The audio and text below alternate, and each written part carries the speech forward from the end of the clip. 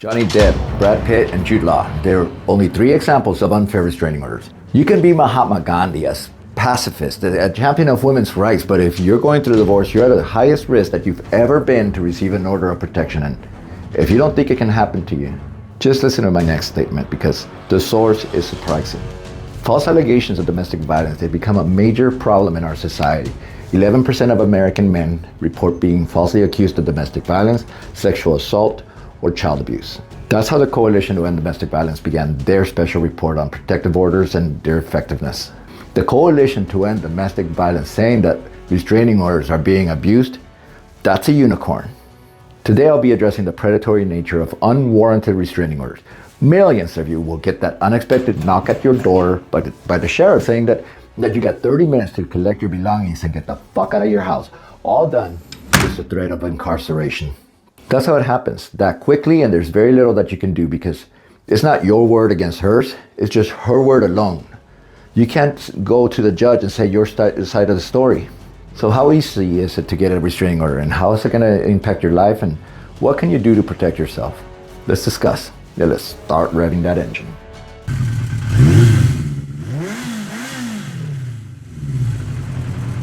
Everyone, I'm Rene Garcia, and I'm a divorce and recovery coach for men. So my job is basically to work as an advisor or a consultant throughout your divorce. Now, there's a recovery part where I help you guys get your life back in order and recover from the broken heart of yours by building your confidence, your social circle, along with style, dating, fitness, so that making sure that this won't happen to you again. Then there's the divorce coaching side, and here I advise and consult men in the appropriate approach to their divorce. My goal is to minimize both your time and expense in your divorce, thereby saving you money and heartache. The problem is that when you get that bogus protecting order, she's got the laws on her side, and now she's got the upper hand, and this is more common than people think. In divorce, you may not be able to get rid of your ex, but she can very easily get rid of you. All she has to do is say that you're harassing her, and here's how it works. In California and in most states, your ex, she goes to the county clerk ex parte. Now, ex parte means that it's not her word against yours, it's her word only. It goes unchallenged. You will not have the opportunity to get your side of the story in front of a judge. You can't confront your accuser, and I'd argue that's unconstitutional. So she fills out a civil harassment form, and from a legal standpoint, civil harassment can mean many things. One of them being feeling annoyed or frustrated. You frustrate your ex, she goes to the county clerk behind your back to make allegations that you annoy her. The judge doesn't see annoyance or frustration. The judge doesn't hear your side of the story. The judge sees that legally this constitutes civil harassment, and in a matter of hours, it gets approved. This happens quickly and in many states without warning.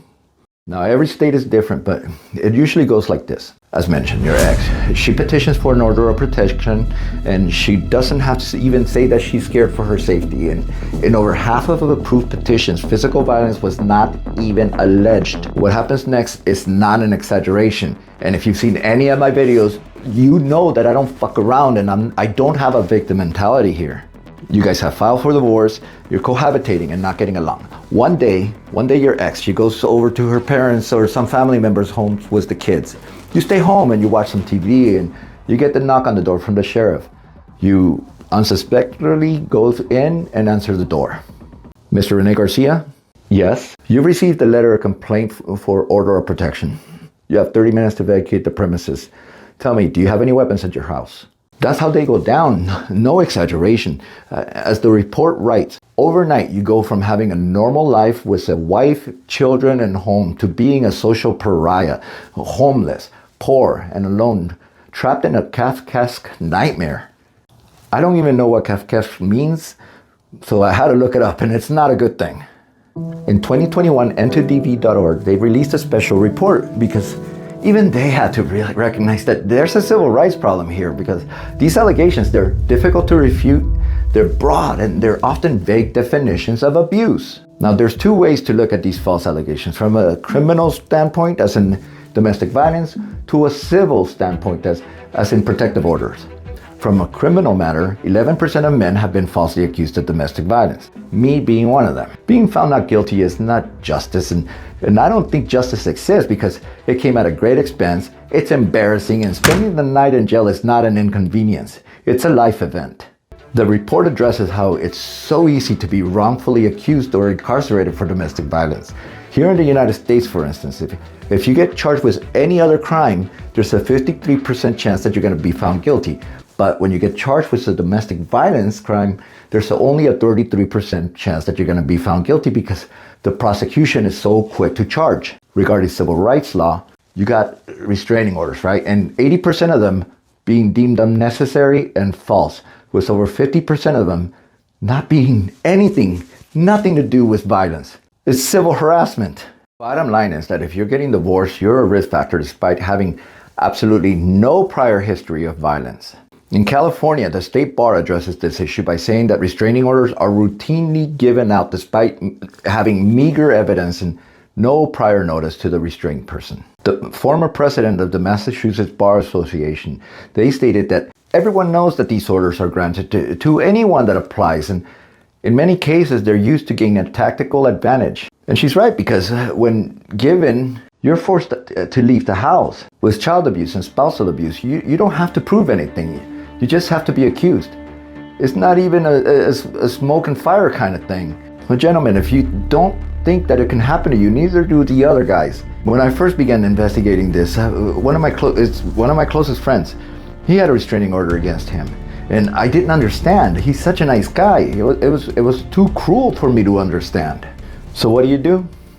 A lot of people will say to hire a bulldog, but a bulldog, they're not going to protect you. They can even make things worse, and sadly there's nothing that you can do to compensate for your inconvenience. Your attorney, for the most part, is going to be your biggest expense, but often it's also going to be your biggest mistake.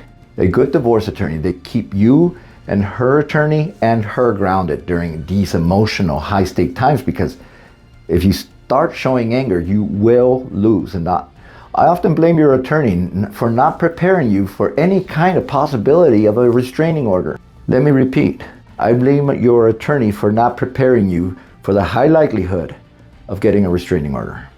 So talk to me first, as I'll help you find an appropriate attorney. People say to hire that bulldog, but they're no good if they're on a tight leash, and you can't out-litigate family law. To me, a bulldog is hiring Al Capone. Instead, hire intelligence, like the Godfather. When interviewing attorneys, ask for their strengths. What are they known for? I'm sure you're going to hear fathers' rights. Ask them how they approach it differently if it is their strengths. What percentage of their clients are men versus women? Because if it's their strengths, 2/3 of their clientele should be men. I'm just saying, and I'm not so sure they'd be saying the same answer to if it was a female interviewing them. Don't expect to win either, because there's simply no winners here. Only losers, and a restraining order, that's a big loss. So again, you need someone that has that rare ability to speak to your ex's counsel from escalating the matter. So play it intelligently, and for your safety, get a home security system. And if she's blowing up your phone through text, write back with fear rather than anger. And tell your attorney, because a good one, they'll see a pattern and they'll communicate with her attorney on the matter. But suppose she calls the police right in front of you. What's the right thing to do? I went to many police departments to find an appropriate response, but they were pretty tight-lipped. One evening, though, I was stopped at a red light with my 2 kids in the back, and the police vehicle was stopped right next to me.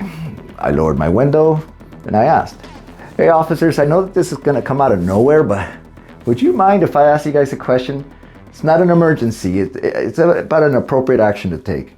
"No problem," they said. "Just pull up in front of us and park at the Costco." I get off, I introduced myself and gave him my card, told him what I do, and I asked, what can a guy do if your wife calls 911 during a fight? Here's what you do.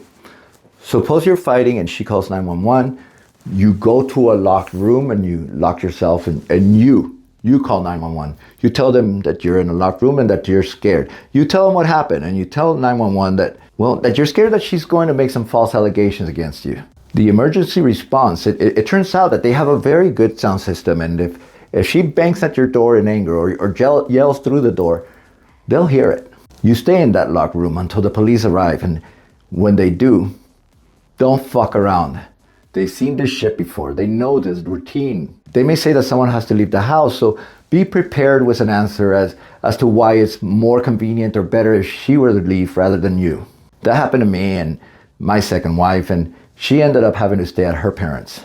Guys, bottom line is that if she uses the silver bullet, she's gonna have the upper hand. Cover your ass. I get guys reaching out to me that have 2 attorneys now, one for the divorce and one for the defense attorney. If your attorney doesn't address protecting yourself, that's a big red flag.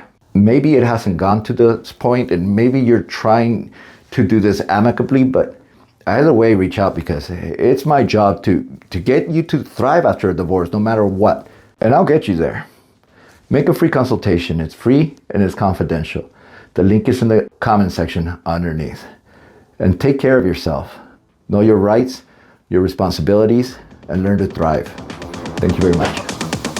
That Brad Pitt and Jude Law are only 3 examples of unfair restraining orders. You can be Mahatma Gandhi, a pacifist, or a champion of women's rights, but if you're going through a divorce, you're at the highest risk you've ever been to receive an order of protection. And if you think it can't and won't happen to you, just listen for the next statement. That doesn't convince you. Fair enough. No, it's okay. False allegations is domestic violence. There you go. You should be doing this. Should